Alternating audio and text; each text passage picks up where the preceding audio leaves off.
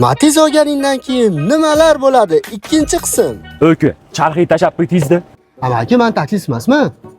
Taksi bo'lmasa endi men Matiz olasan sen. Hozirgi kunda 3000 dollarga Matiz olgan odam kambag'al, lekin kreditga iPhone 17 olgan boy hisoblanadi. Mabodo Matizingda moykaga borib qolsang, birorta moshida qaragisi kelmaydi. Как будто sen pul bermaysan-da, tiraqa o'rtoqlaring senga aqllilik qilishdan bo'shamaydi. Nima yuradi buning?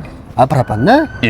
O'zing uchun motorchas bo'lsin, nima qilasan propan benzinda yuravermasan qilib. Matizda bir piyola benzin ichadi deb kim gap chiqargan bilmadimi, lekin meni mashinam 10 tadan kam yemaydi. Bundan ham yomoni choyxonaga borganingda bilmasdan birorta joyga noto'g'ri qo'yib qo'ysang, 425 tog'dagi kimga olib qo'yasizlarmi yo'qmi?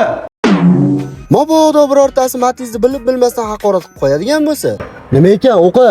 Matiz? Menga qara, yana bir marta Matizni to'g'radigan eshitsam, o'zingni to'g'rab tashlayman. Yo'qat. Matizchilar uchun dunyodagi eng zo'r mashina Matiz hisoblanadi. Bemalol signalcha olib Malibularga ham do'q qilib ketaveradi. Nech pulga oldingiz? 3000 dollarga? Undan ko'ra kreditga 10x olsangiz bo'lmaydimi shu pulga? Yuramanmi men endi Matizda? Ha, 10x borgan joyga shu ham boryapti, nima qilay endi? Taksichi uka, Novoye tashab qo'y. Amaki, men sizga hali ham aytganman, taksi emasman deb. Yana sen bilding. O'zi bularni qonni to'yib qopti. Taksi emasman deb boryapti. Qizni oldiga. Matizni haqorat qilgan lubboy odamdan Matizchilar qasos oladi. Men aytdim sizga 10x oling deb. Ajitcha qoldi, itar. Bu videoni legendarniy Matiz haydaydigan akalarga tashlab qo'yamiz. Pak.